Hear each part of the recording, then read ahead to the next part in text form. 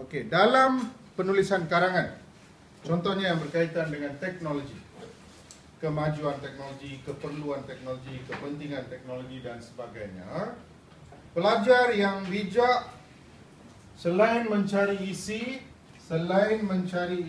yang sesuai, sama ada skopnya, sebab-sebab, kesan-kesan, langkah-langkah. Indra, kalau soalan kemajuan teknologi, dia akan keluar apa? Kesan ataupun faedah teknologi kan. So kita cari isi dulu, itu memang nombor satu, tentukan isi-isinya. Nombor dua, kamu kena cari perkataan-perkataan yang dalam kelas kita kenali sebagai rich words or even super rich words. Perkataan-perkataan yang akan mendekatkan kamu dengan topik yang dipilih. Pemeriksa tengok perkataan, dia tahu this student understand what he's talking, he knows what he's writing about. Okey, jadi kemajuan teknologi. Untuk perkataan teknologi, apakah perkataan-perkataan super rich words yang mesti kena ada? Teknologi hijau. Very good. Salah satu jenis teknologi ialah teknologi hijau. Teknologi hijau bermaksud teknologi yang memberi keutamaan pada alam semula. Jadi teknologi yang bersifat mesra alam. Okey, very good. Lagi? Teknologi mesra alam. Ham, you okay? Ya, kemajuan teknologi. Kamu rajin guna perkataan globalisasi kan? Era globalisasi. Paling sesuai untuk karangan ini. Jangan pergi guna era globalisasi untuk karangan pertanian. Pada era globalisasi, pertanian, banjir, kemalangan jalan raya. Ini tempat yang sesuai untuk digunakan perkataan era globalisasi. Globalization dengan teknologi, kemajuan teknologi terkini memang tidak dapat dipisahkan. Ya. Habuan duniawi, keseronokan duniawi, okey. Nanti semua hal yang berkaitan dengan dunia, sebab kebanyakan teknologi ini untuk menjadikan kehidupan kita lebih selesa dalam dunia, bukan akhirat. Teknologi has got nothing to do with kehidupan di akhirat. Kehidupan di dunia. Yes. Terima.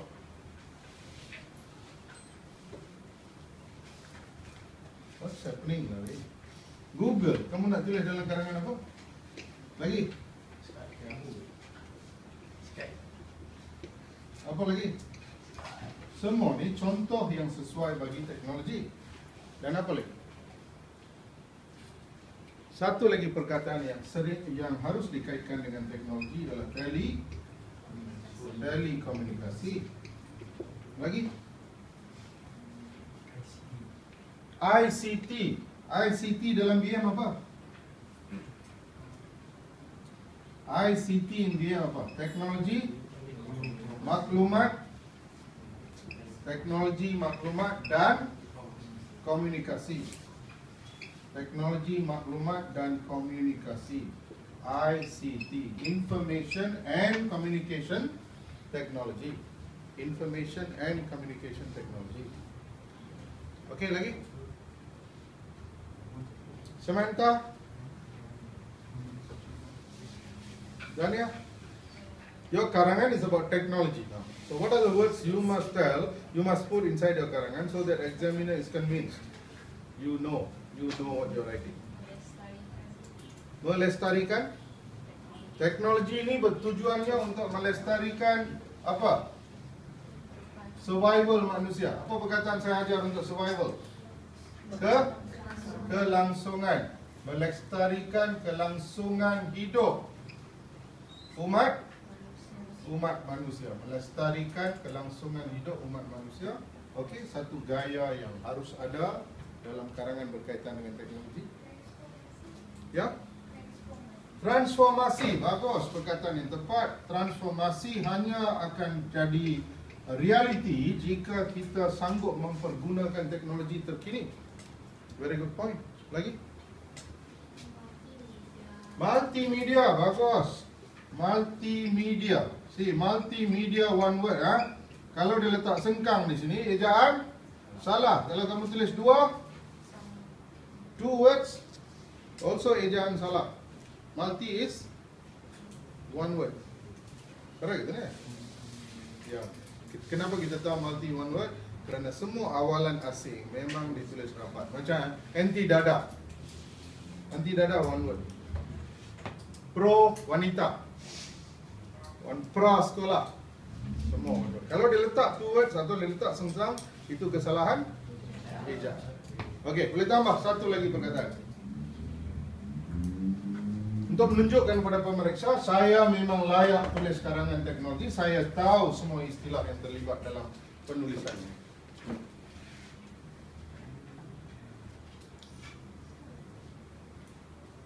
Smartphone in BM. Ya, jangan lupa perkataan pintar-pintar ni. Pintar ni secara langsung berkaitan dengan teknologi. Pintar apa? Selain telefon pintar, selain smartphone, where else we use the word smart? Smart card. Card apa? Smart card. Smart card. Card apa? Card pintar. Jangan begitu lekat pandai, telefon pandai, telefon cemerlang. Tak boleh lah, tak sesuai. Lagi? Email, perkataan email macam mana harus dieja? E-M-E-L. Kalau di-email kan? D-E-M-E-L-K-N. Sama juga meng-emailkan. Jadi perkataan-perkataan ini wajib dan wajar digunakan dalam semua karangan yang berkaitan dengan teknologi. You see, every topic has a specific number of words that you must use. If not, the karangan tak hidup. Kamu tak boleh tulis karangan teknologi macam karangan pertanian. Kamu tak boleh tulis peranan ibu bapa macam peranan sekolah. Peranan sekolah, the word is entirely different. Adakah kita guna counselling sebagai peranan ibu bapa? Jarang kita guna counselling di sekolah. Jadi specific words are involved.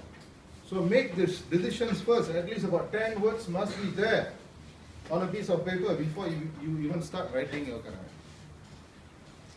You got my message? Okay, thank you.